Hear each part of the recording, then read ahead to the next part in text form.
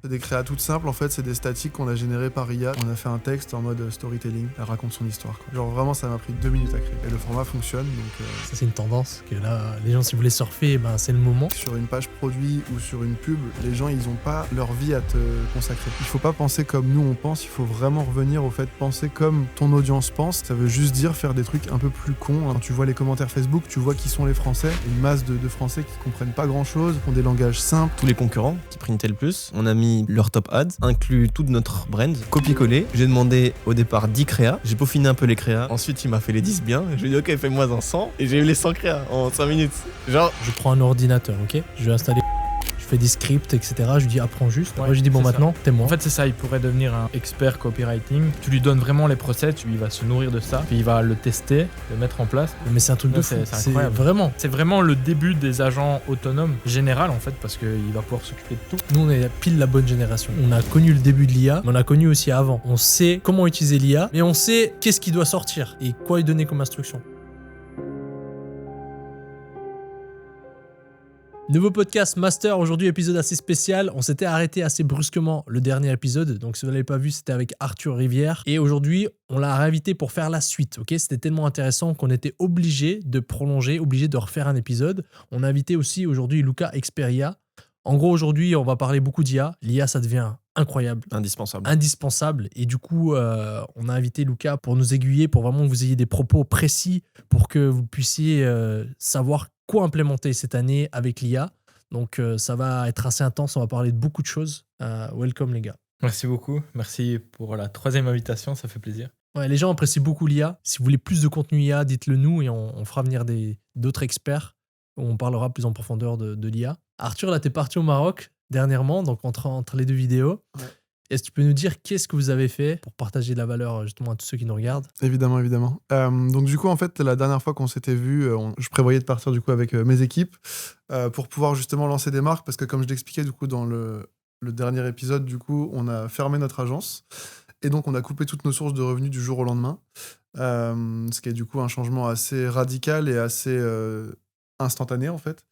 Et donc on n'a pas eu le choix que de se dire ok, on s'est réunis avec mon frère et avec un autre membre de l'équipe à Dubaï, tous les trois, et on s'est posé la question, ok, qu'est-ce qu'on peut faire maintenant pour faire en sorte que les choses accélèrent rapidement, que les choses se passent rapidement, puisque du coup on avait toujours une équipe en interne qu'on continuait de payer, sauf que du coup quand tu as une équipe et que tu n'as plus de revenus, d'un coup ça devient une dépense c'est un investissement qui coûte beaucoup plus cher parce que tu n'as pas le retour. Et donc on s'est dit comment est-ce qu'on peut faire en sorte de maximiser la rapidité à laquelle on va obtenir ce retour. On a eu l'idée de s'enfermer avec une équipe pendant 12 jours. Et donc on a décidé de partir au Maroc parce que c'était plus simple depuis la France. On a décidé ça le vendredi, et le lundi on était tous au Maroc réunis dans une maison. On a checké la Wi-Fi avant, etc., pour être sûr qu'on pourrait vraiment bien bosser dans de bonnes conditions, et donc c'était le cas. Et du coup, on a passé 12 jours, c'était très intense, j'ai beaucoup aimé. On avait tendance à se réunir avec les équipes par le passé beaucoup, mais sur des périodes plus courtes, puisqu'on avait de base uniquement des personnes en remote. Et donc on se réunissait plus pour créer du lien, plus pour passer un bon moment et pour créer une culture d'entreprise et pour s'imprégner un petit peu de bons moments et créer du lien les uns avec les autres. Là, c'était assez différent. On a passé de très bons moments évidemment, mais la priorité et le focus, c'était de se dire ok, on a 12 jours pour faire en sorte que l'on lance une marque e-commerce qui fonctionne et qui nous permette de subvenir aux besoins financiers de l'entreprise créés par les équipes qu'on a en place, etc. Et donc, on a posé un plan sur ces 12 jours. Le but, c'était au départ de lancer 3 marques, 2 en France et une aux US. Et en fait, on s'est très vite rendu compte que en fait, le but, c'était vraiment de réussir à contracter une quantité de travail, une énergie dans un temps court.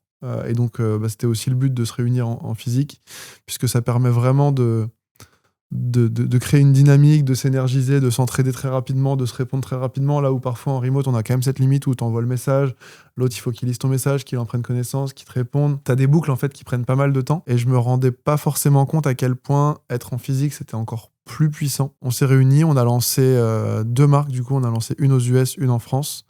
Celle en France, elle a pendant 6 jours, on n'a pas réussi à faire tomber la performance. On faisait 1 000 € par jour. C'était mais 1 000 € par jour avec des dépenses qui étaient peut-être 600, 700. Enfin, on n'arrivait pas à trouver de rentabilité. On perdait un peu d'argent tous les jours. On testait des créas, des landing pages tous les jours. Et à un moment donné, on se dit, bon, écoutez, là, on arrive au 5e jour, c'est le 6e jour demain. Si on n'arrête pas à partir de demain et si on passe pas tout de suite à autre chose, il faut qu'on passe à autre chose en termes de projet, parce que si là, maintenant, ça marchera pas miraculeusement dans 2 jours, comme ça, dans les niveaux de performance qu'on attend par rapport aux besoins financiers qu'on a. Le dernier jour où on s'est dit, on se concentre sur cette marque, on s'est dit, on va faire des choses qu'on n'aurait pas fait de base. Donc, on a essayé de tester des formats, on a essayé de tester des landing pages, des offres qu'on n'aurait pas testées de base, en se disant, bon, foutu pour foutu, on teste tout, quoi. Et ça a pris très rapidement. C'est quoi qui a fait que ça a pris? Ce qui a fait que ça a pris, c'est ce que je viens de dire, c'est qu'on a testé des choses assez contraires à tous les learnings qu'on avait de base. Ça fait longtemps qu'on fait du e-commerce, et en fait, à force de faire du e-commerce, t'as tendance à prendre les choses que t'as vues plusieurs fois se passer comme des vérités. Ce qui est vraiment quelque chose auquel il faut faire attention, parce que nous, ça nous handicapait. On savait que le produit pouvait fonctionner. On l'avait déjà vu fonctionner sur d'autres marchés, mais on n'arrivait pas à le faire fonctionner. C'est-à-dire qu'on savait que le product market fit, il était bon, mais on n'avait pas le message market fit. Et donc, en fait, ça rendait fou, parce que du coup, on était en train de se dire, mais attends, mais on est si nul que ça en e-commerce, en fait. Tu vois, genre, tu sais, vraiment, on s'est fait calmer par le marché, mais pendant 5 jours, c'était assez intense, c'était assez dur même de voir, en fait, si peu de réponses de la part d'autant d'efforts, en fait. On a tenté des créas toutes statiques, toutes simples, avec du copywriting, et là, d'un coup, en fait, le compte prend. Et bon, bah, le classique, en fait, quand un compte prend, t'as une créa qui prend et elle vient nourrir, en fait, et alimenter toutes les autres. Et donc, l'avantage qu'on avait, c'était qu'on avait fait tester tellement de créa avant que du coup, la créa qui a pris, elle est venue se faire supporter, en fait, par toutes les autres. Et donc, bah, l'écosystème a scale assez rapidement. On a réussi à passer en l'espace de 10 jours à un peu plus de 15-17 000 € par jour de chiffre d'affaires en stable. On a dû redescendre parce qu'on n'avait pas les systèmes en place, vu qu'on a dû changer d'équipe entre Keyburs et Goldust, le groupe qu'on est en train de créer. Donc en fait, nos systèmes d'avant ne sont plus adaptés à nos besoins actuels. Donc en fait, on a dû redescendre notre niveau de spend pour réadapter nos systèmes au niveau de scaling auquel on veut aller. Et bah, du coup, d'ici 2-3 mois, le but, c'est d'aller faire un peu plus d'1 million par mois. Donc avec cette brand, et puis d'en lancer d'autres du coup derrière aussi en parallèle. Donc c'était assez intense. On a lancé ensuite une brand aux US qui, elle, a pas eu le succès qu'on espérait pour des raisons de positionnement. Mais en fait, vu que l'autre a fonctionné en parallèle, on s'est dit, bon, bah, on a un truc qui marche, autant systémiser cette marque avant de commencer à lancer d'autres choses. Donc là, on se concentre là-dessus, et on a beaucoup appris. Pour le coup, moi, ça faisait longtemps que j'avais pas trop été dans l'opérationnel, parce que bah, du coup, on avait mis en place les bons systèmes avec mon frère sur l'agence pour que ce soit le cas. Et franchement, ça m'a fait tellement du bien de revenir à l'opérationnel, de reconnecter, bah, justement, tu parlais d'IA dans l'introduction, d'utiliser l'IA, de me rendre compte du potentiel que ça pouvait avoir dans notre quotidien, et de pouvoir vraiment être au contact de l'opérationnel et de mes équipes pendant 12 jours. Et on a vraiment fait un super boulot. On a réussi à vraiment se pousser les uns les autres, tout allait très vite. Tous les matins, on faisait OK, bon, qui fait quoi aujourd'hui? Le soir, on regardait par rapport à ce que chacun devait faire. OK, t'as besoin d'aide là-dessus, comment est-ce que je peux t'aider, etc. Hop, tac, on replanifiait la journée de demain, et en fait, on continue comme ça tous les jours avec une vraie intensité. Ça a créé un momentum exceptionnel, et ça a permis aux résultats qu'on a obtenus d'exister, quoi. Incroyable. Ouais. Donc j'ai 2 questions. La première, c'est quelle était la créa là, qui vous a fait percer? Donc c'était une statique tout simple. Tu peux nous dire un peu quel type de message sans le dire? 100%, la créa 100%, c'est des créas toutes simples. En fait, c'est des statiques qu'on a générées par IA de visages de femmes. Et on a fait un texte en mode storytelling. Elle raconte son histoire, quoi. Un truc qui nous a pris, genre vraiment, ça m'a pris 2 minutes à créer avec l'IA. Donc le texte sur l'image? Non, le texte en ad copy. Ad copy, ok. Ad copy plus image, quoi. Okay. J'ai toujours misé que sur la créa.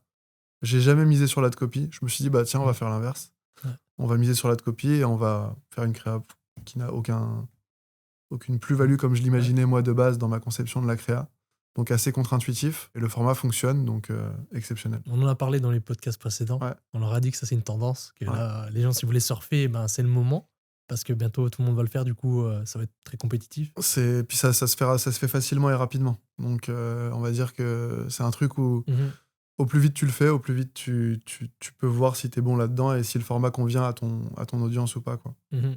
Deuxième question, donc ok, en 12 jours, vous êtes monté à 15K, vous avez lancé 3 brands, ce qui est assez énorme. On a lancé 2 brands, et vous êtes monté à 15K en 12 jours. Donc pour tous ceux qui regardent, Comment est-ce que tu peux décortiquer qu'est-ce que vous avez fait, qu'est-ce que tu as fait opérationnellement, qu'est-ce que ton frère a fait, qu'est-ce que Ouais. l'autre personne a fait, pour juste avoir un peu plus de contexte. Ok, là, tous ceux qui regardent, ils veulent lancer une brand en 12 Ouais. jours, ils font quoi?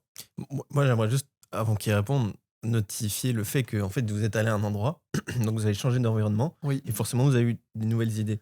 Oui. Tu vois, comme tu as dit, tu as testé les choses que tu faisais comme avant, ça n'a pas pris. Ouais. Ensuite, tu as changé quelque chose, et cette chose-là, tu l'aurais pas forcément fait si tu serais pas allé là-bas. 100%. Et il y a beaucoup de founders, de gros founders CEO, qui vont genre juste dans un chalet juste pour avoir des idées, qui Mm. sortent de l'environnement juste pour avoir des idées qui changent la donne, et ça change à chaque fois leur business. Et moi, je vois la même chose. Quand je bosse ailleurs et que c'est plus calme ou juste que ça soit ailleurs, j'ai des idées totalement différentes. 100%. Donc, si on a des personnes qui nous regardent, qui sont dans le e-com depuis longtemps, mais que du coup, ils stagnent, ben, essayez aussi ça. Ouais. Avec vos équipes, très juste. ça peut être banger. Et même sans équipe, hein, ne serait-ce que Ouais. moi, je le vois à Dubaï, des fois, je vais juste bosser dans un café en bas, juste pour refresh et changer d'environnement, parce que l'énergie de mon bureau, elle est vraiment spécifique à une certaine énergie. J'ai juste à sortir, et d'un coup, je sais pas, il y a un truc différent, il y a tout est différent autour de moi, donc en fait, je pense différemment et j'agis différemment. Et c'est très, très juste, ouais.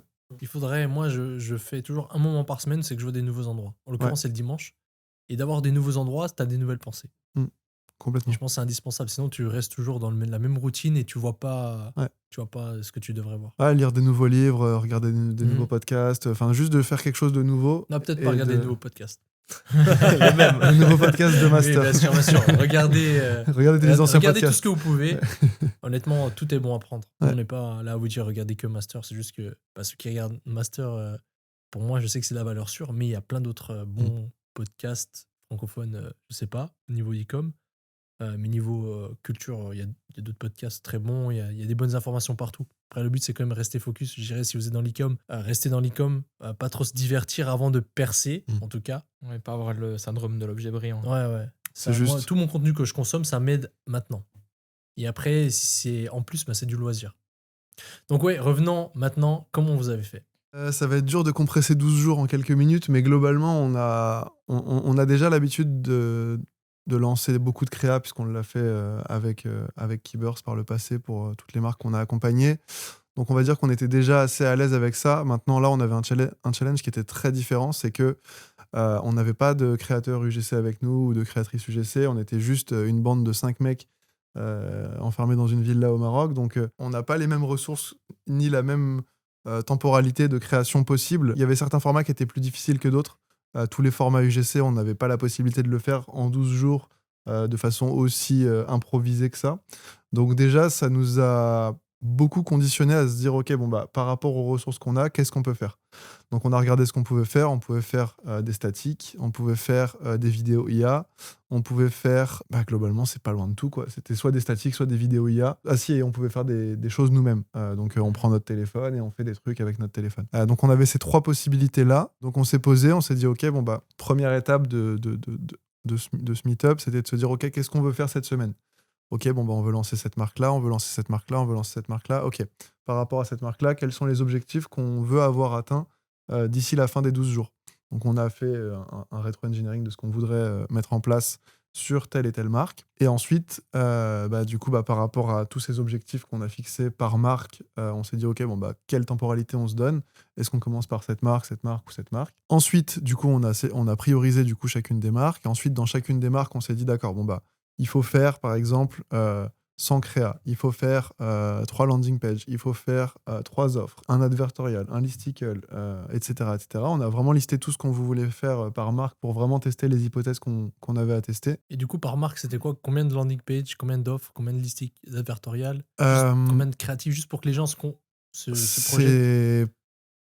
J'aurais du mal à te dire là comme ça. Je sais que quand j'ai regardé le compte il y a quelques jours, on avait à peu près 350 créas uniques. On avait 350 créas uniques, donc sur place, on a dû réussir à en faire, je sais pas, peut-être 200 créas sur une marque, parce qu'on a fait l'équivalent aussi sur l'autre.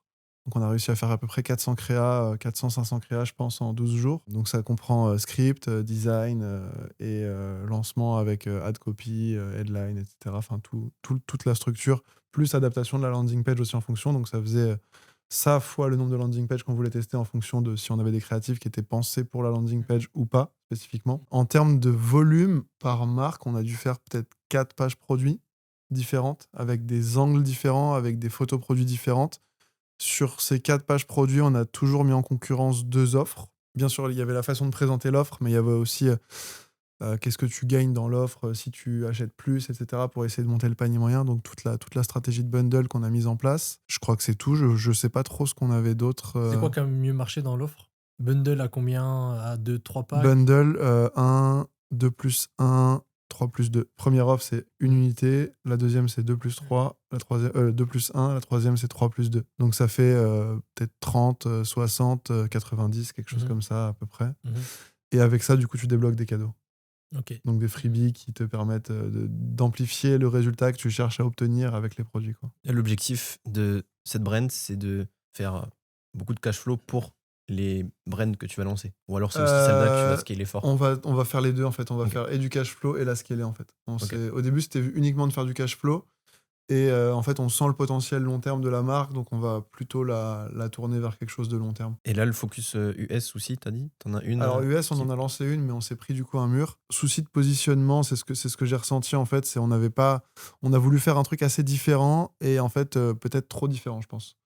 En tout cas, trop complexe. Ça, c'est un des gros learnings qu'on a eu pendant la semaine. C'est qu'on avait tendance à faire des choses qu'on comprenait nous, mais on se mettait pas à la place des gens en face et de se poser la question de est-ce que eux ils vont le comprendre eux. Non pas qu'ils puissent pas le comprendre, mais ce qu'il faut comprendre c'est que sur une page produit ou sur une pub, les gens ils ont pas leur vie à te consacrer. Ils ont pas toute l'attention que toi tu as quand tu es en train de faire ta page, ils ont pas tout ce que toi tu mets dans ta page, eux ils ont pas le même ils vont pas mettre d'effort en fait. Et ça, c'est un truc qui m'a vraiment, qui nous a vraiment aidé sur ces 12 jours, c'est de revenir à des fondamentaux, de se dire en fait, il faut pas penser comme nous on pense, il faut vraiment revenir au fait de penser comme ton audience pense. Et parfois, c'est dur, mais ça veut juste dire faire des trucs un peu plus cons, un peu moins sophistiqués, un peu plus accessibles, sans que ce soit négatif pour autant. Mais faut pas oublier que la France, quand tu vois les commentaires Facebook, tu vois qui sont les Français. Bah en fait, c'est pas forcément les gens qui nous entourent. Il y a une masse de Français qui comprennent pas grand-chose, qui ont des langages simples, qui n'utilisent pas des mots compliqués, pour qui ils ont peut-être arrêté l'école tôt, je sais pas, ils ont peut-être un niveau de compréhension. Non, mais il faut dire les choses, tu vois. C'est pareil aux États-Unis, tu vois. Et en fait, Pire aux États-Unis. c'est encore pire aux États-Unis, tu vois. Et ça, moi, aux États-Unis, je le savais peu.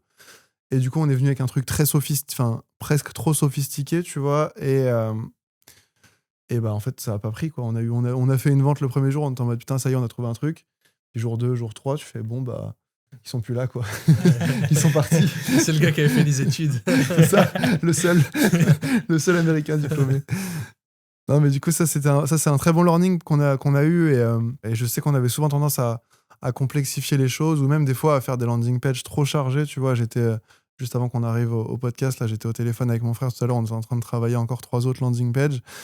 Et on essayait vraiment de se dire, viens, on fait des trucs débiles, quoi. Mais vraiment, genre. Pour un enfant de 5 ans. Ouais, qu'un enfant de 5 ans, il comprend avec des images, des couleurs. Mais un truc simple, tu vois, moche. Pas un truc esthétique comme nous, on aime, mais vraiment un truc comme le client va comprendre rapidement, facilement, sur lequel il n'y a pas de friction, tu vois. C'est ça qui est cheaté avec Reddit, parce que justement, tu prends le topic, Ouais. tu prends limite la même phrase que eux mettent, tu mets ça dans ta headline et ça colle mieux que les recherches approfondies que tu Complètement. fais. Et on le voit, tu vois, les sites comme Amazon sont des sites très simples. C'est pas complexe, il n'y a pas des boutons partout, il n'y a pas des couleurs partout. T'as plein de gens qui vont te dire, ouais, nous, on a fait ces tests-là sur nos landing pages, c'est ça qui marche.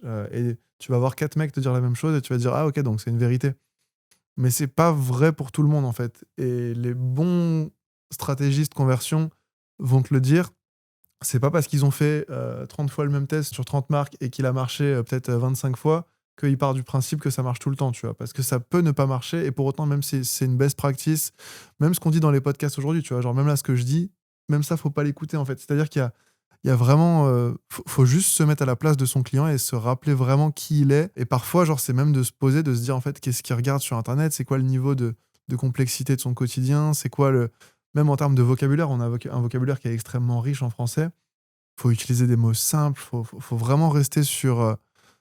S'il y a un truc que le cerveau comprend pas en face, quand la personne regarde ta pub ou regarde ta landing page, ça peut la freeze et la faire partir. Exactement. C'est une Et règle en il copywriting. suffit de la perdre une fois pour qu'elle Ouais. parte. Une incompréhension, Mm. tu la perds. Mais d'ailleurs, on voit sur le marché US, il y a énormément de sites qui sont pas encore très beaux, Ouais. mais qui fonctionnent très bien. Exactement.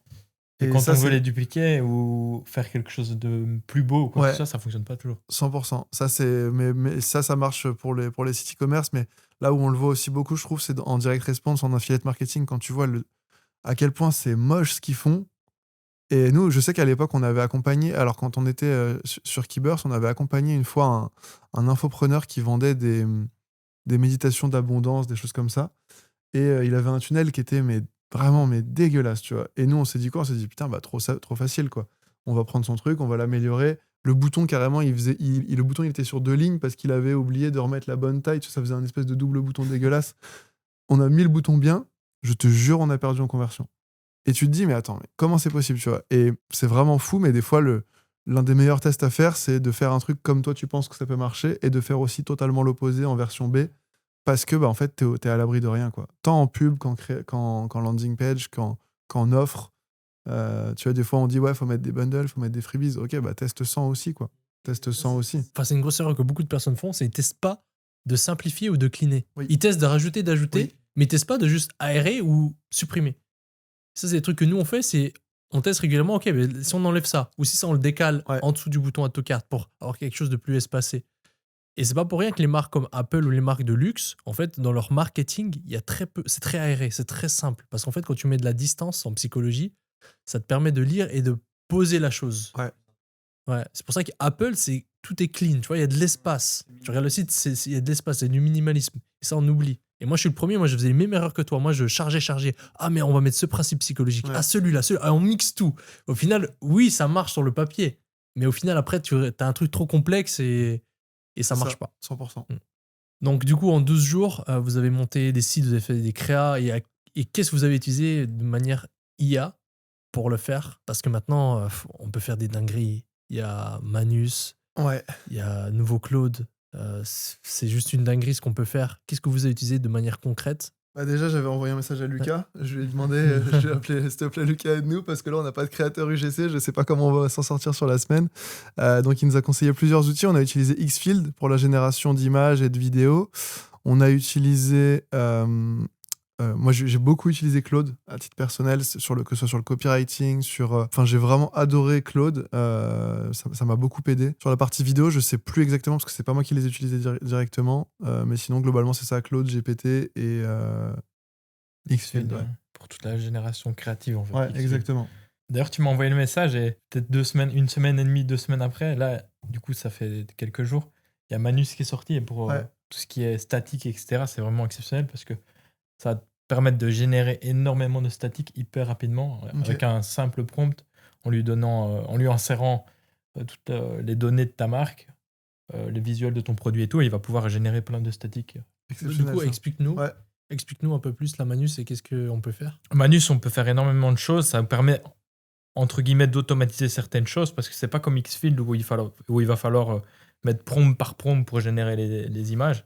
Là, avec une instruction, la data de l'entreprise, enfin de la marque, etc., il va pouvoir comprendre et ensuite générer des images en lien. Déjà pour le site, c'est vraiment bien. Et aussi pour tout ce qui est ads, on peut aussi lui donner par exemple les ads des concurrents, plein d'ads qui fonctionnent déjà, et lui dire de refaire des ads similaires mais avec son produit. Ça fonctionne vraiment pas mal aussi. Non, c'est vraiment bien. Après, il y a tout ce qui est aussi C'est adversarial. plus que bien, c'est insane. C'est Ouais, c'est abusé, insane. J'ai fait le test. On a mis tous les concurrents qui printaient le plus. On a mis leur top ads. On a inclus toute notre brand. Donc j'ai demandé à ChatGPT, ok, là je vais utiliser Manus. Ok, fais-moi un prompt pour que je feed au mieux Manus. Juste Le copier-coller. nom est pas ouf quand même Ouais. de l'outil. Manus. Copier-coller. J'ai demandé au départ 10 créas. J'ai peaufiné un peu les créas. Le positionnement du produit, c'était pas top. Enfin, il y avait 2-3 choses à modifier. Juste, j'ai dit ce que je viens de vous dire. Ensuite, il m'a fait les 10 bien. Je lui ai dit, ok, fais-moi un 100. Et j'ai eu les 100 créas en 5 minutes. Genre, c'est vraiment ça cette la année, ça va être- puissance. C'est que maintenant, c'est plus on génère une image à la fois, ce qui était un peu relou au final, parce que ça nous faisait perdre énormément de temps. Et puis, il faut attendre que la génération de l'image soit faite pour pouvoir faire une autre. Ou alors, on était limité à 8 images de génération en même temps. 8 pour les autres. Je sais pas, tout le monde comprend. Et, et il va en avoir d'autres, des IA qui vont permettre de faire ça. C'est à partir d'un prompt, d'une instruction. Et vous faites vos prompts avec Prompt Engineer. Comme ça, vous avez un bon prompt que GPT vous crée. Et là, vous l'envoyez directement dans Manus. Mais Manus, en fait, tu utilises Claude, c'est ça? Pas que Claude, Claude par exemple pour le copywriting, ou il utilise un peu un mix de. Non, il utilise des modèles, mais il utilise le modèle aussi de Meta, vu que c'est Meta. Ouais. Mais par exemple, pour les images, il va reprendre le modèle de Gemini, Nano Banana. Ouais, Il on le utilise, voit quand il bosse. ouais. On le Il voit. peut utiliser aussi le modèle VO3, VEO3 pardon, pour faire les vidéos. Ça, c'est possible aussi. Mais ouais, c'est vraiment très très puissant, même pour faire les advertorials. Il peut vous générer toute l'advertorial avec les images qui correspondent à l'advertorial, etc. Ça, c'est top aussi. Waouh. Créer une fiche produit en 2 minutes. Ah, t'as testé aussi, ouais? Ouais, fiche produit, quiz. C'est pas moi qui ai testé, c'est notre ami Vincent. On a un groupe, en gros, c'est qu'on partage. Ok. D'ailleurs, sur le school, on va faire un module parce que tellement c'est insane. Ouais. On va faire un module Ouais, qui module arrive Manus. imminent parce que c'est juste game changer. Tu peux créer un quiz pour ta marque.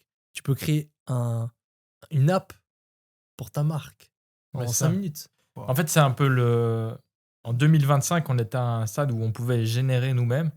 Et là, on passe à un stade où en 2026, c'est plutôt l'IA qui va générer pour toi sans que tu lui donnes plein d'instructions, etc. Elle va commencer à être autonome.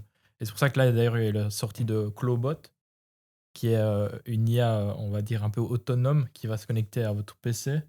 Et à partir de là, en lui donnant des instructions, en lui donnant accès à votre ordinateur, en lui donnant accès à des API, etc., elle va pouvoir gérer comme un humain le ferait, aller sur votre sur votre PC, c'est ça. Tu peux tout faire. C'est Ouais. insane. Mais il faut quand même faire attention. Je vous conseille de, si vous voulez le faire sur un ordinateur externe ou alors sur une machine virtuelle. Ouais, pour Clawbot. Hein. Ouais, pour Clawbot, Manus, c'est ouais. safe. Manus, C'est backé c'est par safe. Meta, c'est totalement Ouais. safe. Manus, Et c'est même très bien aucun que ce soit problème. backé par Meta. Parce que du Ouais. coup, Ouais. il y a un code qui laisse et du coup, Meta va aimer ce code-là. Je dis pas, c'est pas des preuves Ouais, mais exactes, ça- mais c'est dans la logique. Ouais. Meta aime et promouvoit ses outils. Du coup, faire des ads Complètement. avec Manus, ça va être boosté, juste selon Ça a moi. été acheté depuis décembre Mm. par Meta. Du coup, Clawbot, ça c'est vraiment intéressant si vous voulez tester, on va dire, une gestion totale de l'IA. Enfin, l'IA va faire une gestion totale de ce que vous voulez faire. Enfin, par exemple, vous voulez créer des images, il va pouvoir le faire aussi un peu comme Manus. Mais là, ce sera en totale liberté. Vous allez pouvoir simplement, avec un prompt, en connectant Clawbot à soit WhatsApp ou alors Telegram, il va pouvoir directement le faire lui-même. Et ce qui est vraiment bien avec Clawbot qu'il n'y a pas avec les autres IA, c'est qu'il a une mémoire énorme parce qu'il va tout stocker sur votre machine. Et donc, il pourra se rappeler, imaginons, il va faire un process de créa, il va pouvoir se rappeler comment il a fait pour les prochaines fois. Et ça, il n'y avait pas encore sur les autres IA. Donc, admettons, moi, je prends un ordinateur, ok?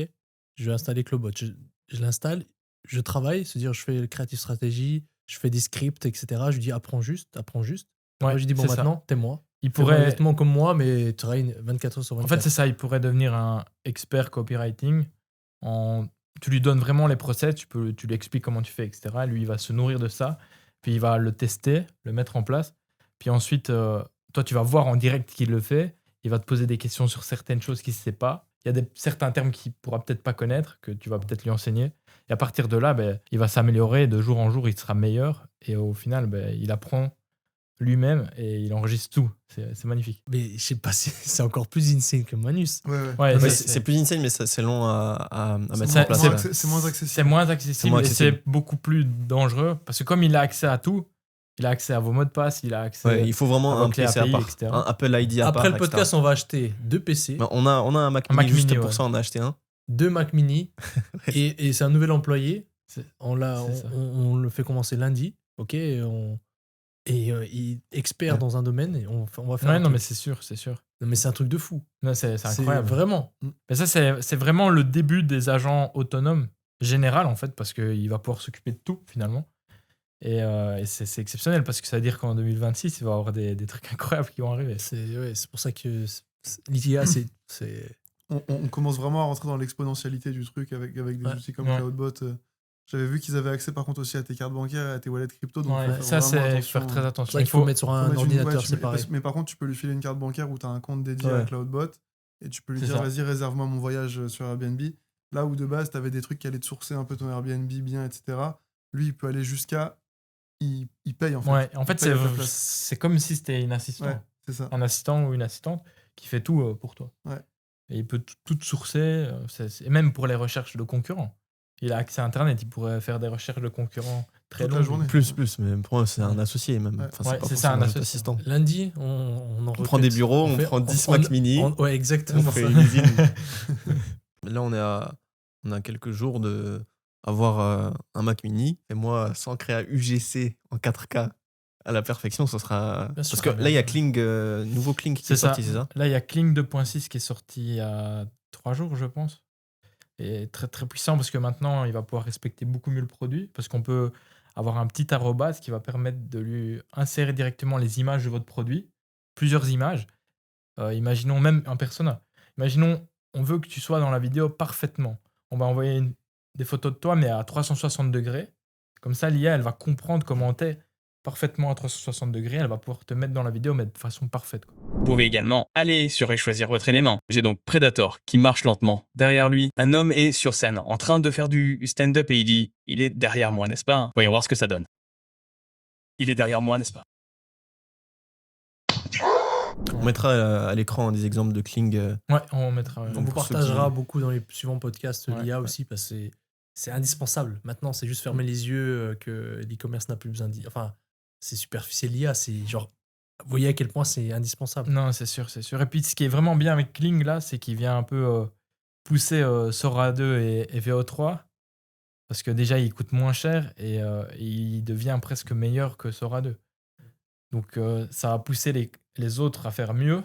Et donc, c'est toujours un jeu de concurrence et on va avoir des modèles qui vont s'améliorer hyper rapidement. Grâce à ça. Après, il faut pas oublier, ceux qui regardent le podcast, c'est que les outils sont rien sans le cerveau derrière. Ouais, Complètement. T'as beau utiliser un outil qui te crée une très bonne image, si derrière t'as pas le copywriting, t'as pas des trucs quand même d'humain. Non, c'est sûr. C'est pour ça que ce qu'on discutait avant le podcast, pour moi, il y aura un fossé, c'est que nous, on est pile la bonne génération.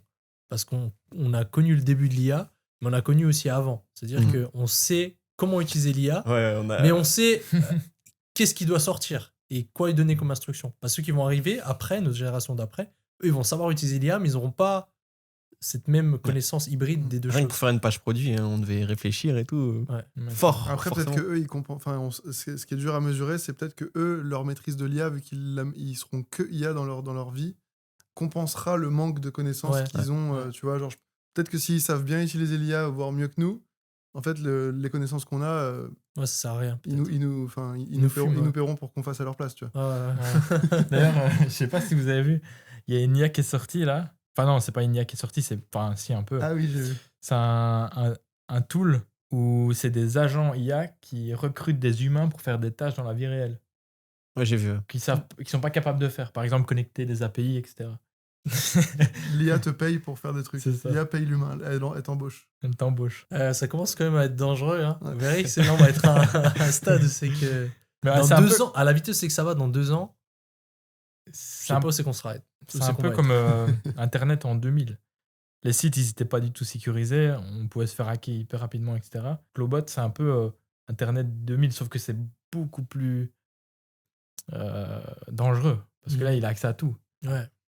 C'est très dangereux. Mais un peu comme au début d'Internet, où il y avait aussi le danger que tout était possible, un peu. C'est ça, ouais. Tu vois, je pense qu'il y avait aussi cette notion-là, et puis ça va se réguler avec le temps. Ouais, mais c'est sûr, c'est sûr.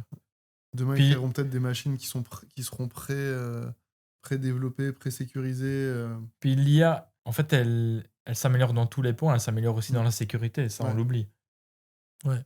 Donc, ok, maintenant concrètement, ceux qui regardent le podcast, qu'est-ce qui est le meilleur à faire avec l'IA maintenant, actuellement, en termes de créatif? C'est quoi tes conseils déjà? En termes de créative, Déjà, les B-rolls, créés avec l'IA. toujours créer avec l'IA, pardon. Déjà, du coup, avec Kling. Là, simplement, avec l'image de votre produit et quelqu'un qui le porte, vous allez pouvoir animer cette image-là et lui donner vie. Et en plus, maintenant, ça va jusqu'à 15 secondes. Pour ceux qui C'est- ne connaissent pas, si jamais Kling, c'est dans Xfield, c'est ça? C'est ça. Et c'est très accessible, très simple à. C'est assez simple à prendre en main. Il y a aussi Kling Motion maintenant qui existe depuis un mois, je dirais. Kling Motion, ça te permet à partir d'une vidéo. Donc imaginons, là on me voit parler, exactement. En fait, c'est exactement ça. Là, il y a la vidéo de moi qui parle, mais vous allez pouvoir avoir Arthur en photo et le mettre à ma place et qui dise la même chose que moi, en fait. Du coup, c'est bien même pour les produits. Mhm. Ou même pour du fashion. Imaginons, on voyait la créa d'un concurrent en fashion qui fonctionne bien. La personne, elle fait. J'avais pensé à ça. J'ai vu une ad qui tournait. C'était quelqu'un qui présentait le produit chez Zara. Et il disait, mon produit venait de chez Zara. Il était dans la cabine d'essayage et il disait, mon produit vient de chez Zara. Alors que son produit vient pas de chez Zara. Tu vois. Et donc, tu pourrais refaire exactement la même chose. Juste reprendre sa vidéo Mettre ton produit et et mettre ta tête. ton persona avec ton produit. Et du coup, il va matcher les deux pour que ça soit dans la même scène que la vidéo numéro 1, mais avec ton persona et ton vêtement. C'est trop bien, ouais. C'est juste de la C'est créativité exceptionnel. maintenant. Ça Ouais. veut dire que demain, en gros, je prends mon téléphone, je me filme, j'improvise une créa, je peux me remplacer par une femme avec une voix de femme qui va faire exactement les mêmes gestes, les mêmes Ouais. niveaux C'est d'intonation ça. au moment où moi je mets l'intonation. Que c'est aussi le problème, je trouve, de l'IA. Nous, on en a beaucoup fait du coup pendant ces 12 jours. T'as du mal à aller au bout vraiment de ce que tu veux créer, je trouve, quand tu maîtrises pas trop. Et c'est pas aussi accessible que ça n'y paraît. En tout Ouais. cas, à Non, la c'est période vrai. où on a fait ça, Et c'était pas puis- aussi accessible que ça, quoi. Ce qu'il y a, c'est que l'IA, les gens, quand ils le montent sur Internet, ils montent jamais les déchets. Ouais. Mais quand tu fais de la génération avec IA, t'as toujours beaucoup de déchets aussi. Complètement. Ouais. Nous, pourquoi on l'utilise de plus en plus, c'est pour les B-rolls.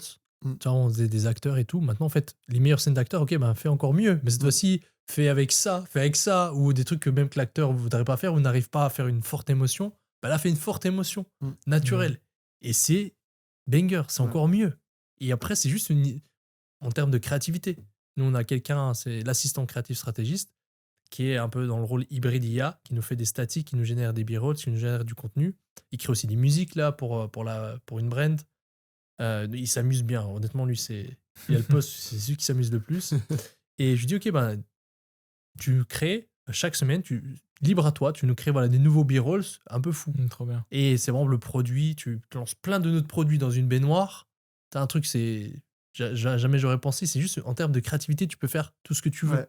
Si t'as Ouais. besoin d'avoir des trucs un peu difficiles à tourner, tu vois, des trucs un peu sexy, tu vois, c'est qu'il y a une tension sexuelle par exemple, mais juste pour les réseaux sociaux, c'est un peu compliqué à trouver des acteurs, etc. Là, tu peux faire Ouais. ce que tu veux. C'est marrant que tu parles de ça parce que ce matin, j'étais justement en train de me poser sur faire des listes de b-roll qui sont.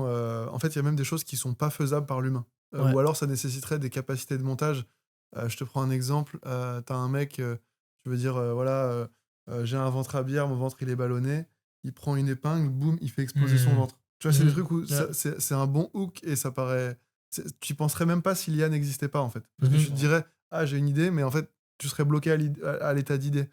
Et je pense que c'est vraiment un gros travail à faire que de se dire, OK, comment est-ce que je peux imaginer visuellement mon problème, ma solution, l'émotion que je veux faire vivre au travers de mon produit, de façon exacerbée, où on voit que c'est de l'IA, mais où c'est volontaire qu'en fait on voit que c'est de l'IA, et où les gens, ils vont pas se dire, oui, bon, bah, c'est bon, tu vois, mais que ça les hook, quoi. Non, c'est sûr. Et c'est pour ça que c'est intéressant d'avoir aussi des profils qui soient très créatifs, en fait. Ouais. Parce que certaines personnes n'auront peut-être pas forcément l'idée de faire ça avec l'IA. Et juste de pouvoir jouer, comme tu dis, Ouais. la personne de ton équipe qui fait ça, c'est génial. Parce que ça te donne plein d'idées, plein de séquences. Après, pour moi, il faut aussi les guider. Genre, lui, le guide qu'il a, c'est qu'on a fait un guide de créative, c'est-à-dire c'est quoi la recette qui marche pour ce produit-là, pour cette brand-là. C'est quoi les ingrédients qu'il faut pour que la marque marche. Et il y a notamment des ingrédients qui est d'être assez unique, idéalement d'être assez décalé, de faire aussi un peu rire si possible, de rajouter par exemple la tension sexuelle, ok, parce qu'on a un produit qui peut, c'est qu'on peut vendre une certaine attirance. Du coup, il faut des filles, il faut des hommes, il faut des regards. Et après, je lui dis, tu peux regarder sur ChatGPT et tu brainstorm avec lui. Ok, tu donnes un prompt et tu lui dis, ok, donne-moi des idées pour exagérer cette unique proposition de valeur, pour exagérer ce bénéfice. Et pour moi, l'exagération, c'est une des meilleures manières de démontrer sans que la personne réfléchisse. Ok, tu veux démontrer un bénéfice de ton produit, je sais pas, qu'est-ce qu'on peut dire, qui te rend confiant. Bah, tu vas vraiment montrer quelqu'un qui sourit, qui est juste un peu confiant. Tu montres quelqu'un qui est clair. vraiment confiant, tu vois. Le loup T'exagères. Le loup de Wall Street. Quoi. Et ça, c'est les règles, je dirais. C'est vraiment exagérer les douleurs. C'est-à-dire, il y a quelqu'un, il a mal au genou, bah, c'est pas, il se tient le genou. Ça, c'est bas de gamme. Il tombe limite tellement il a mal au genou. Après, tu montres une chaise roulante. Tu vois, c'est ça, les créatifs. Tu dois créer une émotion.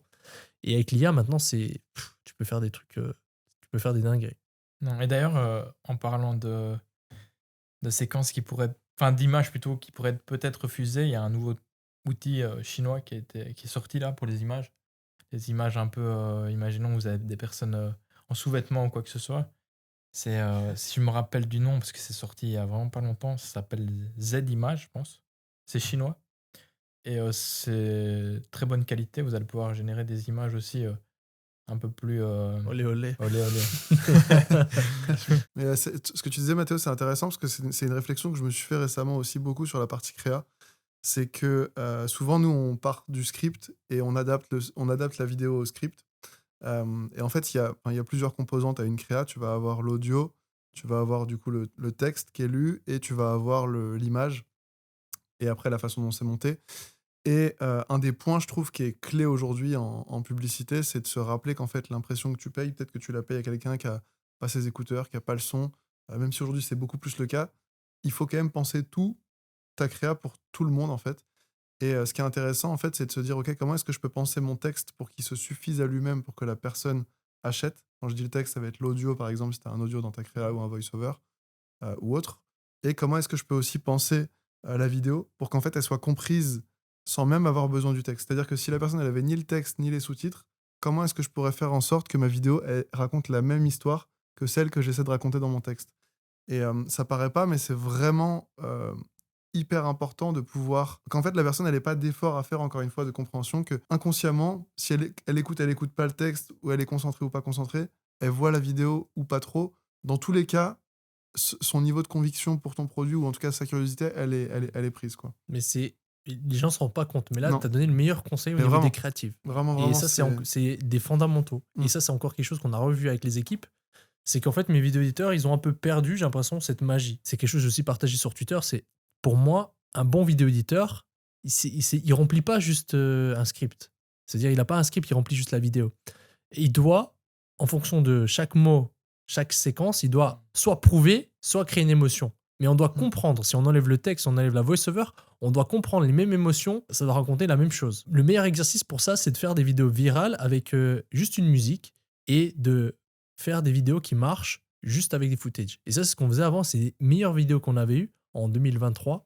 C'est ce genre de vidéos qui a juste une musique virale, tu sais, les musiques que tu trouves dans les top vidéos, et tu as une séquence de choses bien faites, c'est que tu as du wow, c'est que tu as du avant-après, ou c'est que tu as une preuve d'autorité, ou c'est que tu as ton avatar qui sourit, tu as tes émotions. Peut-être tu crées une émotion juste avec des footage. Mm. Et ça, nous, on l'avait beaucoup fait, et ça a cartonné, c'était nos meilleurs ads en 2023-2022. C'était nos meilleurs ads. On a fait des ads qui ont dépensé plus d'1 million, comme ça. Et les CPM étaient très très bas, et maintenant, on a moins retesté, là on est en train de retester, et c'est le meilleur exercice pour un vidéo éditeur. Nous, on essaie maintenant, ce qu'on leur fait faire aux vidéo éditeurs, c'est faire une ads comme ça. Ok, bah, je veux que là, tu nous crées des émotions. Tu dois nous mettre ça, mais t'as pas de VO, t'as pas de texte. Et comme ça, on regarde à quel point il arrive à jouer avec le tempo, à jouer avec les scènes qu'il met, la dynamique pour créer une émotion. Super intéressant. Il y a un truc aussi qui sort de ce que tu viens, qui découle de ce que tu viens de dire, c'est que on se rend pas compte, mais parfois, à vouloir mettre trop de choses, tu vois, on en parlait tout à l'heure sur la notion de landing page, etc., sur les statiques, etc. En fait, si tu rajoutes quelque chose, tu prends le risque que ce que tu rajoutes ne plaise pas. Et donc, par exemple, si tu mets un voice-over, tu prends le risque qu'il ne plaise pas. Et donc, si ta vidéo se suffit pas à elle-même et que tu rajoutes un voice-over qui casse en fait la dynamique que la vidéo aurait pu avoir de base, tu prends un risque aussi. Donc en fait, c'est important que le texte puisse, à lui tout seul, ne serait-ce que si c'était un audio, avoir une puissance. Tu pourrais mettre un fond noir avec des petites bandes comme un message vocal et avoir l'audio de ta vidéo en background qui soit suffisamment puissant pour se servir à lui tout seul. Ou avoir du coup ta vidéo toute seule qui se serve à elle-même pour être aussi puissante.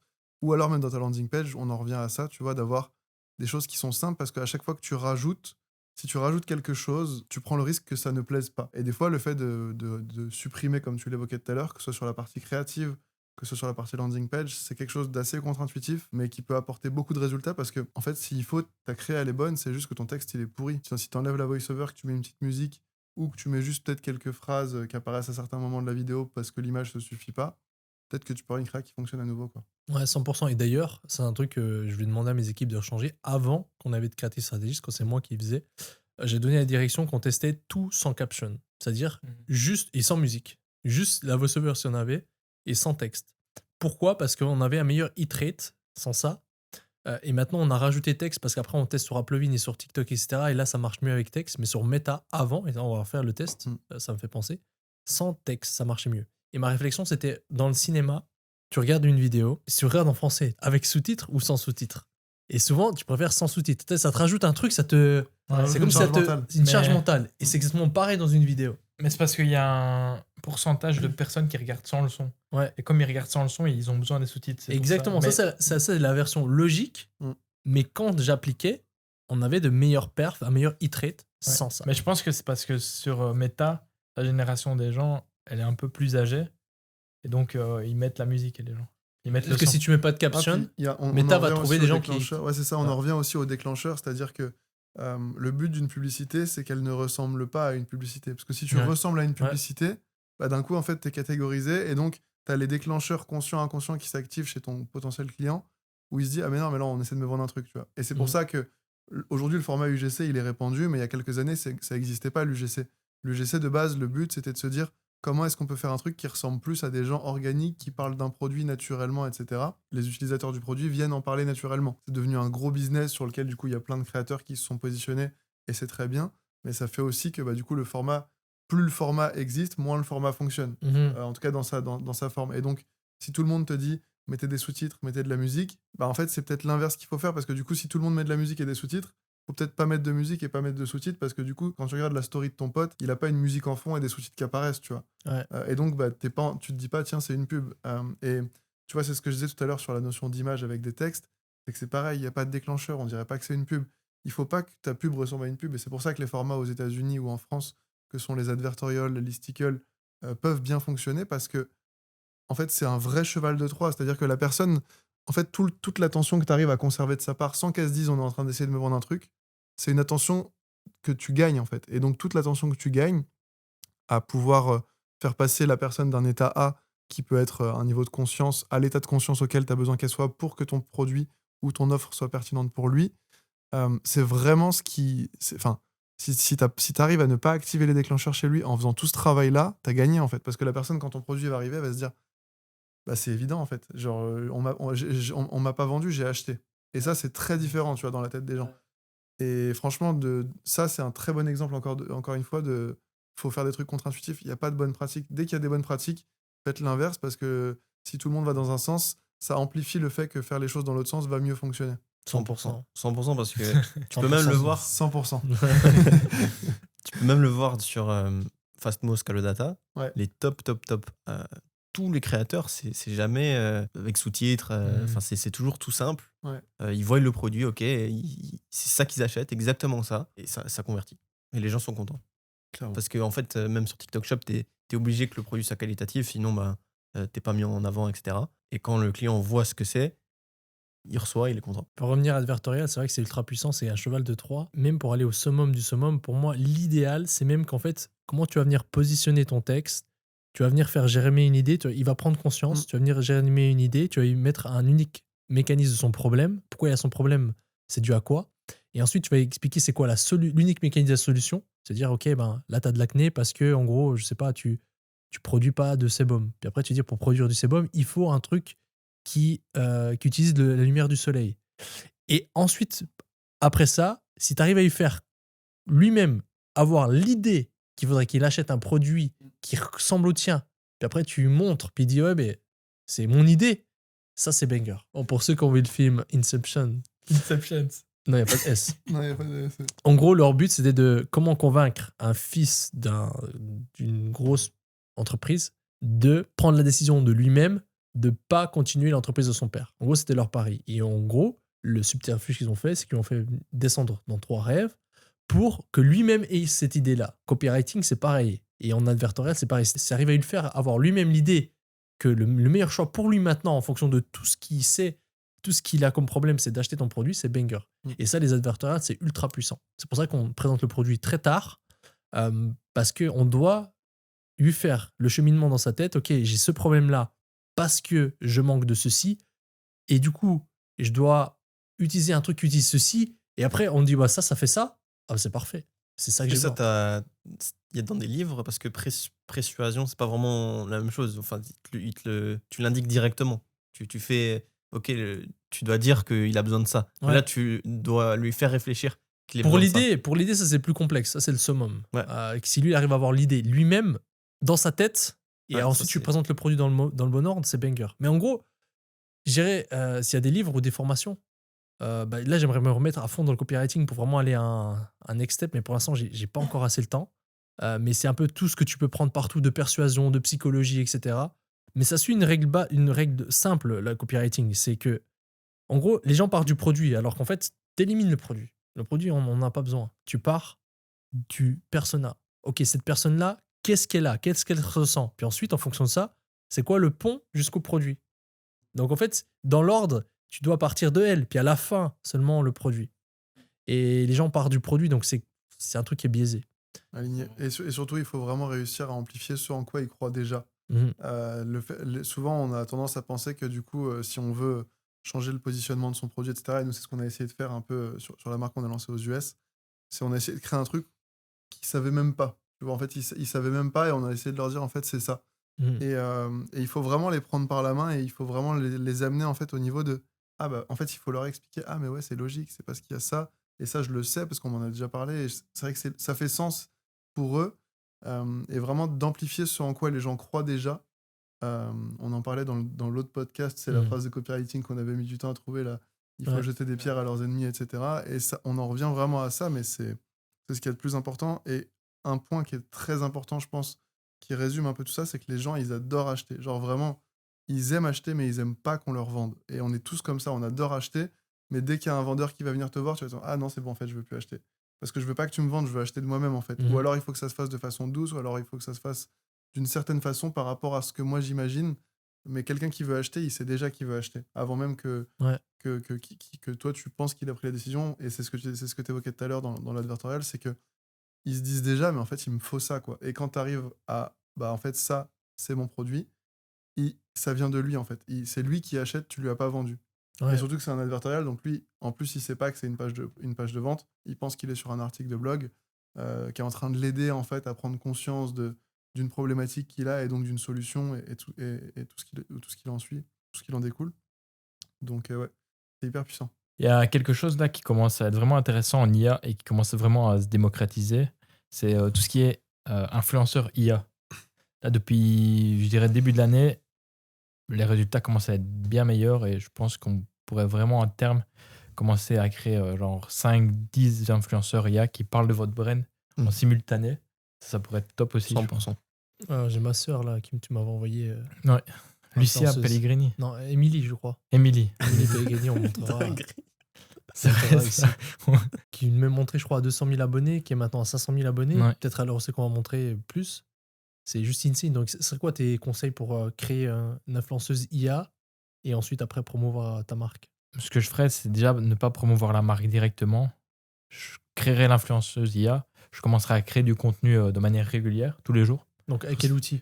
Avec Xfield, c'est déjà très bien. En plus, là, ils ont sorti influenceur IA. Influenceur, Ah ouais le truc influenceur, le mode influenceur, ouais. Et donc, vous pouvez créer un persona et avoir toujours le même persona. C'est vraiment pas mal. Et d'ailleurs, c'est ce que ce mois-ci, j'aimerais bien mettre en place. Avoir, je sais pas, 5-10 influenceurs qui parlent de plein de choses. Et puis, à terme, les diriger vers une marque ou l'autre en fonction du persona. Ce serait top, ça. Ouais, du coup, par rapport à ce que disait Lucas sur les créateurs IA, tu peux même aller plus loin derrière parce que tu peux faire du whitelisting ads avec tes créateurs, tu peux leur créer une vie, une identité, mais tu peux faire de l'influence plus de la publicité. Et je sais qu'aux US, il y en a beaucoup qui font ça. Ils commencent à créer des comptes et ils les entretiennent en fait de plus en plus. Ils lancent la pub le jour 1. Et d'après les articles que j'ai lus là-dessus, ça réduit tes CPM, le fait de poster en continu sur la page de ton influenceur au niveau de ton whitelisting, parce que du coup, ça crée de la viralité autour du compte de l'influenceur. Et pour le coup, en fait, bientôt, on n'aura plus besoin de créateurs UGC ou d'influenceurs même, parce qu'on pourra créer nos propres influenceurs. Et je pense que ça peut vraiment aller très vite. J'avais vu récemment un compte je crois que c'est comme un moine bouddhiste qui donne des conseils en anglais. Le truc est passé à 2,5 millions abonnés en 15 jours. C'est dur d'avoir autant de viralité avec un humain classique, quoi. Ouais, c'est sûr. Puis la création de contenu, elle est ultra simple, Ouais. du coup. Et illimité en plus. Ouais. C'est ça. Ça permet de générer énormément de content hyper rapidement et aussi de tester plein de choses. Ouais, grosse opportunité là. Je sais pas si c'est dans le même topic, mais j'ai vu Kaby. Vous connaissez là le Kaby, le Ouais, Lame, Kaby. Kaby Lame. Non. Il a genre le La plus personne connu qui du Ah fait- TikTok. oui, carrément. Qui Ouais. fait, c'est ça, ouais. Ouais. Il a été racheté à 1 milliard. Ouais. Genre Qui fait quoi 950 C'est milliards. quoi l'histoire? C'est le mec qui fait comme ça. Mignon. ouais. Il fait juste des signes. Du coup, ouais, c'est une entreprise chinoise qui a racheté son image à 50%. Et c'est incroyable parce qu'elle va dupliquer son image en IA pour créer du Non, à contenu. 100%. C'est 50% de la société qu'ils ont racheté. Ok. C'est ça. Ok. Et c'est vrai. Du coup, 950 millions, c'est énorme. Pour un gars qui faisait de l'influence au début. Ils vont faire un clone de lui en IA qui sera vraiment parfait. Surtout, ils ont l'argent, ils auront la technologie, etc. Et donc, on aura beaucoup de content de lui finalement qui seront même plus réels. C'est ça, il va faire des deals avec plein de marques, mais ce sera pas lui. C'est C'est ça. l'IA qui fait les Ouais. deals. Mm. Et c'est ça qui est banger. Et de plus en plus, ça va arriver. Ouais. Ouais, Même des influenceurs, etc. je suis sûr sur qu'il y des en a plus plein. petits. Bah, Parce que nous, les petits influenceurs ils reçoivent un deal à un M, 2 M, ils disent tous oui. Hein. C'est ah ça, ouais, c'est sûr. clairement. Mais quand ils pensent, c'est smart. Hein. Au côté de la brand, bon, peut-être pas 1 milliard ou 900 millions, mais si tu prends les petits influx, tu proposes le même deal, tu fais ça en illimité. Bah, surtout Ouais. que tu les payes au mois. Tu leur mets un abonnement, tu leur dis voilà, votre métier il n'existera plus. Mais la contrepartie, c'est que vous me vendez votre image pour 500 ou 1000 euros par mois, tu vois. Et donc, tant que tu l'utilises, tu continues de la payer pour avoir les droits. Et je pense qu'il faut aller vers ça dans tous les cas, parce qu'en plus, tu pourras prendre et leur image et leur voix. C'est Et un peu donc, les UGC de demain. En fait. Ouais, 100%. Ouais. Je vois pas comment le métier du GC va rester. Enfin, j'ai du mal à imaginer. Alors aujourd'hui, ça reste concret et je pense qu'il y a encore Ouais. beaucoup de travail dans ce sens-là, mais au vu de la vitesse à laquelle l'IA va, je pense que. Même 2027, ça va déjà être Ouais, plié. je pense que c'est fini. Parce que la frustration que tu peux avoir en tant que créastrat, en tant que fondeur de marque, d'envoyer ton script à un créateur UGC, de voir ce qui te renvoie en retour, et l'énergie que ça prend, enfin, envoyer le produit, tu as 2 semaines de délai. Des fois, la tonalité de la voix, c'est pas la bonne parce qu'en fait, il s'est pas bien réveillé. En fait, il y a trop de facteurs variables que demain, tu pourras compenser par du code, entre guillemets, ou par des prompts, qui font que ça devient plus du tout pertinent de se lancer là-dedans. Enfin, je vois, le seul futur que je vois à l'UGC, c'est celui qu'on évoque, c'est l'allocation de sa propre image et de sa propre voix à des entreprises pour qu'elles puissent les réutiliser. Et après, peut-être qu'ils arriveront à faire des contrats de performance en fonction de qui ils sont, etc. Et donc, en fait, demain, tu as des gens qui feront plus rien, ils loueront juste leurs images à des marques et leur voix. Et toi, tu pourras juste. En fait, il y a des gens qui resteront chez eux à rien faire et qui sont payés à rien faire parce qu'ils ont loué leur image à des marques. Et c'est même, je pense, un très bon business model en tant que 100%. créateur UGC. Ouais. Vraiment, vraiment. D'ailleurs, nous, on l'utilise en Founder Hat. Ça marche assez bien. Ok, Pour pas dépendre d'un founder, très intéressant. eh ben, c'est fou.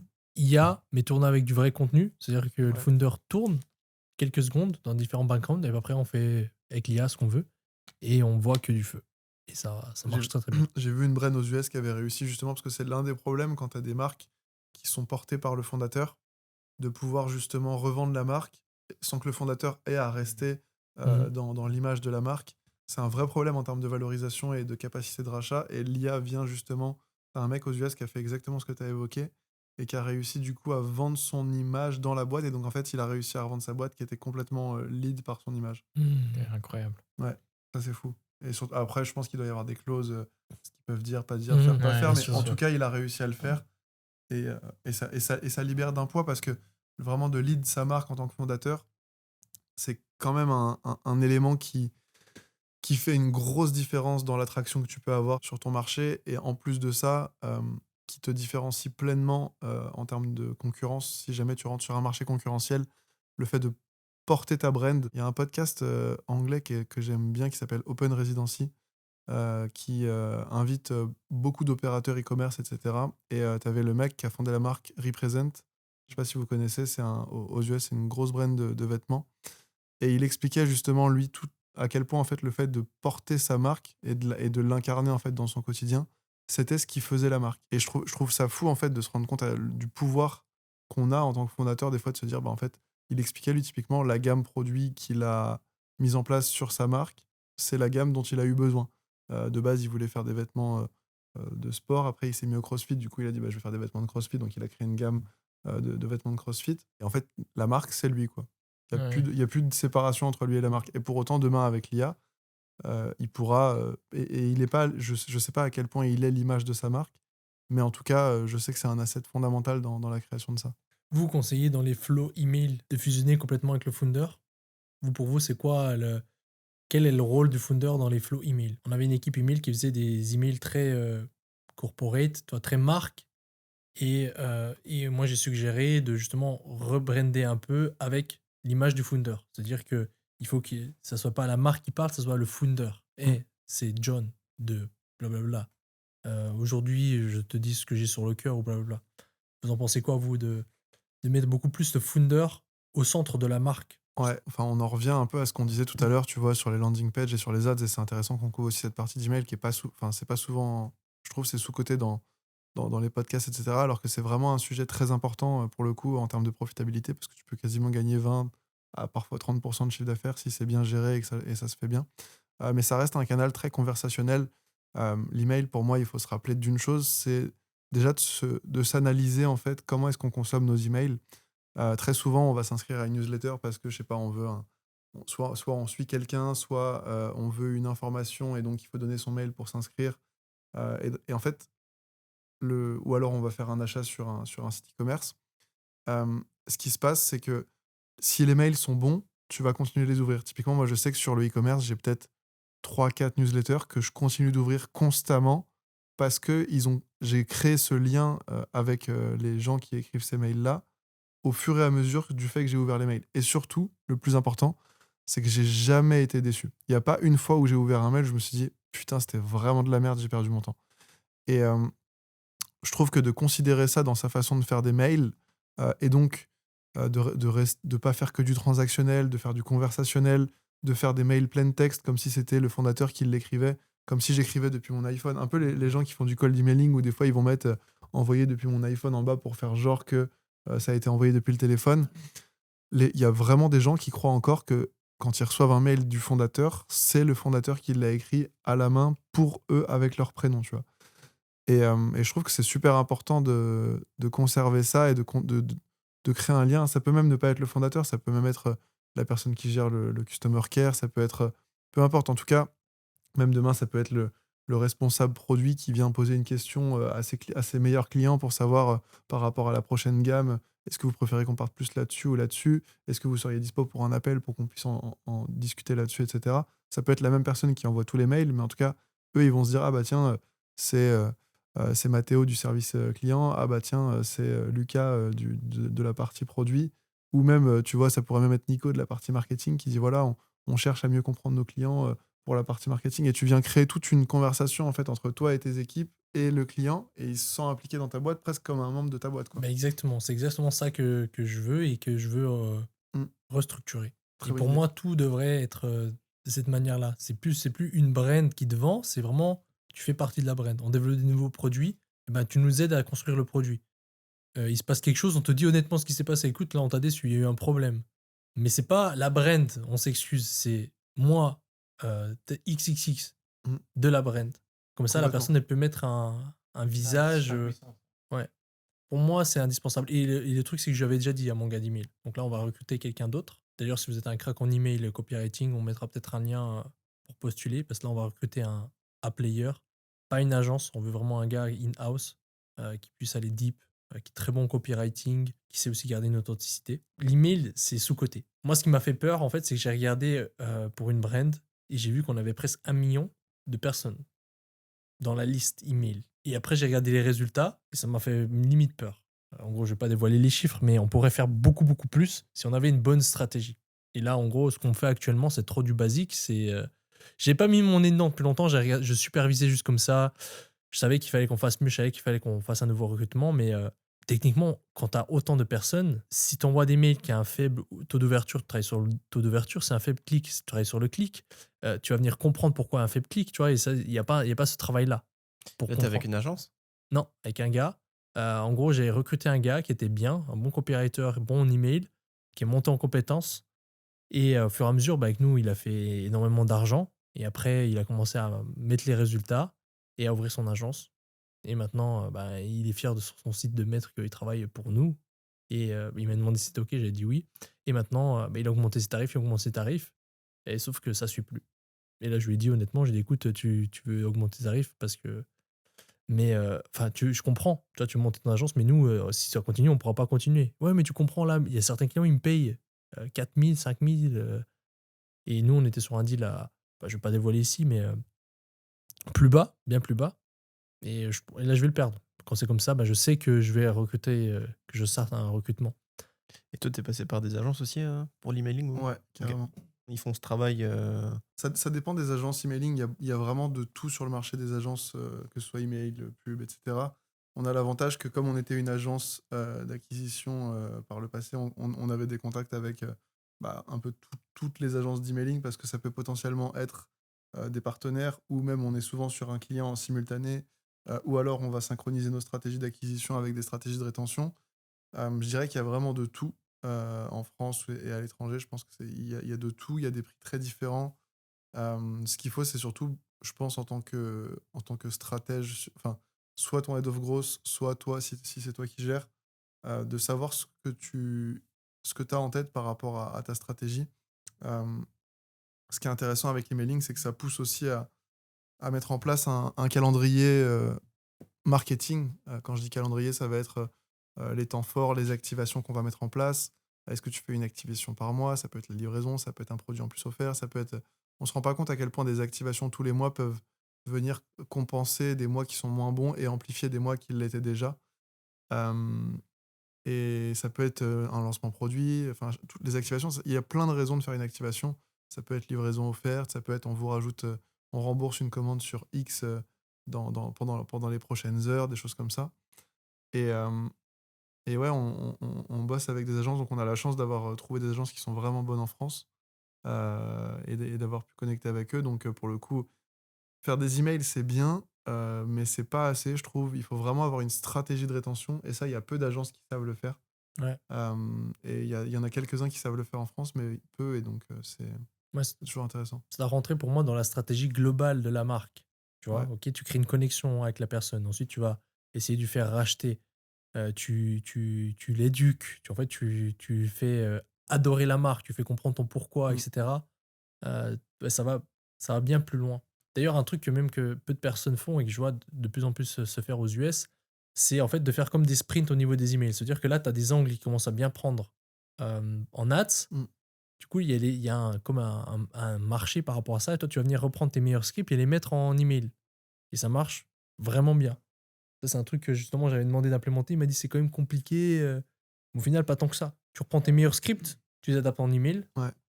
C'est hyper pertinent et je pense on va vraiment vers un e-commerce personnalisé. Quand je dis personnalisé, c'est ce qu'on évoquait tout à l'heure sur les créas, sur le fait de pouvoir faire 100 créas d'un coup, le fait de pouvoir faire des LP des landing pages en automatique avec Manus, le fait de pouvoir faire même demain, on pourra faire des emails en automatique, c'est sûr Mhm. à 100%. Donc en fait, demain, tu pourras avoir des funnels avec certaines ads, avec certaines landing pages, avec certaines offres, avec certains emails. Et donc en fait, tu pourras concevoir des parcours d'achat quasi 100% personnalisés, en tout cas le plus personnalisé possible. Et la personne, elle se dira, mais c'est évident que j'ai besoin d'acheter ça et surtout que j'ai besoin de le racheter parce qu'on vient continuer en fait à me parler de la même façon dont on m'a parlé la première fois quand on m'a convaincu, avec les mêmes messages, les mêmes angles, on me comprend toujours autant. Et l'offre, je sais pas, par exemple, tout à l'heure on parlait de bundle, mettons que tu as ton produit, je sais pas quel produit on pourrait prendre, mettons que tu as de l'acné, il y en a un, tu vas lui offrir, je sais pas, tu sais que par exemple tu cibles les femmes plus âgées, tu vas lui offrir un anti-rides si elle en prend 5. Alors que sur une audience plus jeune, tu vas lui offrir peut-être, je sais pas, un truc tendance sur TikTok qui fait le buzz en ce moment, tu vois. Et Mhm. tu vas vraiment pouvoir continuer, en fait, même ton système d'upselling derrière, tu vas pouvoir l'adapter à cet avatar-là. Pour moi, la personnalisation, c'est ce qu'il y a de plus puissant. Enfin, il faut d'abord se concentrer sur les premières étapes du funnel, à savoir convertir. Donc, ads, landing page, offre. Et une fois que tu as ça, en fait, la data que tu as là-dessus, elle doit aller sur l'emailing. Et pareil, en fait, les systèmes doivent vraiment fonctionner dans un sens et dans l'autre. C'est-à-dire que si tu as une agence d'emailing ou tu as un gars qui fait de l'email, il envoie des mails qui performent mieux que les autres, la data doit remonter au marketing, enfin au media buying, à l'acquisition. Et dès qu'il y a des choses qui fonctionnent en acquisition, ça doit descendre à l'emailing et ça doit être considéré des deux côtés. Et vraiment, c'est la cohérence la cohérence de message entre le top of funnel, le bottom of funnel et la rétention une fois que la personne a acheté. Je pense que c'est l'un des trucs les plus importants et on tend vers de plus en plus de facilité pour Ouais. mettre ça en place. Et 100%. d'ailleurs, par rapport à ça, ce qui est vraiment incroyable, je trouve, c'est Gemini Ads, ça s'appelle. Bon, je sais pas encore si c'est lancé ou pas. C'est Google qui crée ça. Et en gros, ce sera une IA qui va pouvoir adapter le prix de ton offre en fonction de l'utilisateur, en fait. Wow. Donc, elle se basera sur ses comportements, sur le téléphone qu'elle a, etc., pour vraiment faire un prix qui soit ciblé à lui. Ok. Donc, tu pourras aussi, j'imagine, dans le futur, faire une offre qui soit complètement liée à ce persona-là, etc., et avoir plein d'offres. Et en fonction de l'utilisateur qui arrive, ça change. Du coup, on arrive à la fin du podcast. Comme d'habitude, on lâche une petite value. Là, on est 4. Donc, chacun doit lâcher une petite value. Un truc pas forcément compliqué, pas forcément long. Juste petite valeur de fin pour ceux qui regardent ce podcast. Ouais. Petite valeur de fin, je sais pas encore, à vrai dire, je l'ai pas encore testé parce que c'est sorti hier. Ça s'appelle Ray 3, c'est Luma Labs qui a créé ça. Ray, R-A-Y, ok. 3. Et c'est Luma Labs qui a créé ça. Et en gros, ça va vous permettre de générer des vidéos directement à partir d'une scène. Je te caricature, mais imaginons on te met sur une planche en bois. Tu vas pouvoir dire à Luma, Mathéo est sur une planche de surf, il fait du surf. Et ça va faire une vidéo de toi en train de faire du surf. Et donc, je pense qu'il y a pas mal de trucs intéressants par rapport à ça qu'on va pouvoir mettre en place ici, même par rapport aux produits et tout. Ok, intéressant. Ray. Ouais. Ok, on mettra l'outil ici. Moi, j'ai un petit hack. On a parlé d'email, du coup, j'y ai pensé. En gros, quand on envoie des mails, il y a le logo de ta marque. Je sais pas si. Mhm. Voilà. Ben, en fait, tu peux mettre un GIF qui fait que tu es beaucoup plus visible que les autres. Et du coup, ben, je mettrai le tuto à l'écran. C'est un tuto de 20 secondes où, en gros, tu prends ton logo, tu vas sur ChatGPT, tu lui dis OK, fais-moi ça en image animée, explosive, etc. Et ensuite, tu viens la glisser dans ton compte Google, etc. Gmail. Et juste tes emails, il y a plus d'ouverture. Ah ouais? En gros, de ce que je comprends, c'est qu'en fait, parfois, il y a certaines boîtes mail où tu vois la photo de C'est ça, l'envoyeur. exactement. Et là-dedans, en fait, du coup, tu peux avoir des gifs. Ça, j'avais vu ça sur l'infoproduit. Je savais pas que c'était possible sur l'e-commerce. C'est top. Ok, intéressant. Ouais. Super tips. Par rapport à ça, il y a un autre tool qui est sorti dans Xfield qui permet de générer à partir d'un simple prompt une vidéo animée de ton logo ou de plein de choses, mais hyper rapidement. Donc, tout ce qui est motion design, c'est possible de le faire directement maintenant dans Xfield. Donc, Ça s'appelle comment? C'est dans Xfield, il y a l'outil, je me souviens plus exactement du nom, mais on le mettra on mettra à l'écran. Ok. on le mettra à l'écran et ça fonctionne très très très bien. D'ailleurs, pour les emails aussi, un petit tips de fin. Dans Klaviyo, il y a beaucoup de overtracking. Si vous avez jamais configuré dans les attributions, dans paramètres attributions, il y a des fenêtres très très larges sur les gens qui ont ouvert un email, qui ont même cliqué sur un email, qui ont juste ouvert l'email et qui ont acheté. Des fois, c'est des fenêtres de 10 jours. Et du coup, quand tu regardes ton Klaviyo, tu vois que tu as 20%, 30% de revenus Klaviyo, mais en fait, non. En fait, la personne, elle a juste une fois ouvert un email et 10 jours plus tard, elle a acheté. Donc pour moi, il y a moins de corrélation avec la vente. Si vous avez ça, regardez bien. Idéalement, je conseille que la personne ait cliqué sur l'email, ok, dans les 3 jours. Et si elle a vu l'email, une fenêtre assez courte dans la journée, parce que ça peut être juste un email informatif. La personne, elle regarde, puis elle achète 10 jours plus tard sur une ads. Et du coup, la vente va être attribuée sur Klaviyo, mais aussi sur l'ADS. Parce que sur Ouais, l'ADS, super important. donc ça peut poser un problème d'attribution. Et d'ailleurs, il y a beaucoup d'agences. Il y a peu d'agences email qui facturent à performance, mais il y en a encore qui le font. Donc, Il y a encore des pourcentages. si vous avez une agence qui vous facture à performance, donc double-checkez bien. Surtout si vous payez une agence Google, une agence Facebook et une agence email, eh ben vous faites triplement facturer. C'est vrai. Et moi, du coup, le tips que j'aurais, en tout cas, l'une des choses qui m'a vraiment fait déclic récemment, c'est qu'on a souvent tendance à penser que les choses sont plus dures que ce qu'elles sont réellement. Prenons l'exemple, par exemple, de l'entrepreneuriat. On pense souvent que ça doit être difficile pour fonctionner, alors que pas forcément, en fait. C'est pas parce que c'est simple que ça veut pas dire que c'est pas bon, en fait. Et souvent, on a tendance à... Moi, je sais que j'avais beaucoup tendance à me complexifier la vie parce que j'avais la croyance que être riche, c'était difficile. Alors qu'en fait, pas forcément. Ça n'a pas besoin d'être difficile. Il y a des gens qui gagnent des sommes d'argent colossales en faisant des choses très simples. Et voilà, je pense que c'est important de se rappeler que ça n'a pas besoin d'être difficile. Et c'est pas parce que c'est difficile que c'est la bonne chose, quoi. Super Euh, important. Mais Ouais, il c'est faut, vrai. il faut rester consistant dans l'effort, etc. Et après, je pense qu'un autre tips qui m'a vraiment, Mais c'est qui m'a ultra vraiment important. aidé. Si on peut venir juste à celui-là, c'est Ouais. ultra important. Moi, c'était mon erreur et je l'ai appris à mes dépens. Ouais. C'est que, en fait, j'avais la même croyance que pour réussir, il fallait que ce soit dur, il fallait mériter, Ouais. etc. Au final, à la finalité, il faut juste être la personne que tu veux être. Complètement. Tu te colles à la personne que tu veux être et c'est ça. Mm. Après, que ce soit simple ou difficile, ce sera les deux. Il y aura un chemin pour les deux. Ouais, 100%. Et tu choisis, en fait. Mhm. C'est bête de dire ça, mais c'est vraiment, tu choisis si c'est difficile ou si c'est Ouais. simple. Et tu choisis par la pensée, du coup, par l'identité que tu choisis d'incarner, quoi. Et ça, c'est important. Et je pense qu'il y a aussi un autre truc que j'ai beaucoup, qui m'a vraiment marqué, moi, du coup, quand j'étais au Maroc avec nos équipes, c'est vraiment de voir à quel point l'intensité crée du momentum. C'est-à-dire, genre, il y a vraiment des fois sur des fenêtres de temps très courtes, on se rend pas compte à quel point on bosse pas tant que ça en temps normal quand on est dans notre routine. Et vraiment, des fois, de se dire, OK, bon, bah, allez, on y va cette fois-ci, on se donne 1 jour ou 2 jours ou 3 jours pour faire tout ça. Moi, je sais que c'est quelque chose qui marche plutôt bien pour moi de me dire, en fait, j'ai une fenêtre de temps très réduite et je dois faire passer des choses que j'arriverais pas à faire passer dans cette fenêtre de temps de base. Typiquement, je sais pas, on va lancer un produit. OK, bah, on a 1 jour pour le lancer. De 8h du matin à minuit le soir, on doit avoir fait les pubs, les landing pages, on doit avoir tout fait. Et je pense que la vitesse, c'est vraiment l'un des trucs les plus sous-cotés. Le fait d'aller vite, typiquement, là, on est dans un podcast dans lequel il y a plein de trucs qui ont été partagés. Ce qui fera que vous prenez le maximum de tout ce que vous entendez, de tout ce que vous vivez, de tout ce que vous apprenez, c'est votre vitesse à l'exécuter. Là, si vous finissez le podcast et que vous rentrez chez vous et c'est en mode ah ouais, trop bien l'IA, trop bien ça, ça sert à rien en fait. C'est juste de la branlette intellectuelle. Vraiment, le fait d'être rapide dans l'exécution et dans l'implémentation des choses, c'est ce qui, pour moi, tord le plus la réalité. 100%, 100%, 100%. 100%. Ah, et j'ai aussi notifié qu'on rouvre les portes du school. C'est pas encore le cas. Il y aura un lien autour de cette vidéo pour, si vous êtes intéressé à rejoindre le school, cliquez sur le lien autour de la vidéo si vous voulez rejoindre le school. Il y aura des trucs sympas qu'on va vous donner. Comme dernière valeur que j'aimerais donner aussi, il y a une vidéo qui t'a changé la vie, qu'on faisait avant le podcast. Justement, c'est une méthode de respiration DNT que je fais régulièrement durant la semaine et que on faisait juste avant le podcast. Arthur il arrive, il a dit mais putain, cette vidéo, moi, ça m'a changé la vie. Donc j'aimerais vous la partager. Donc simplement, c'est sur YouTube, on mettra le lien. En gros, c'est un type de respiration qui vous fait vraiment ressentir des choses incroyables. Vraiment, après ça, vous êtes prêt à gagner votre journée, à conquérir le monde. Ça dure combien de temps?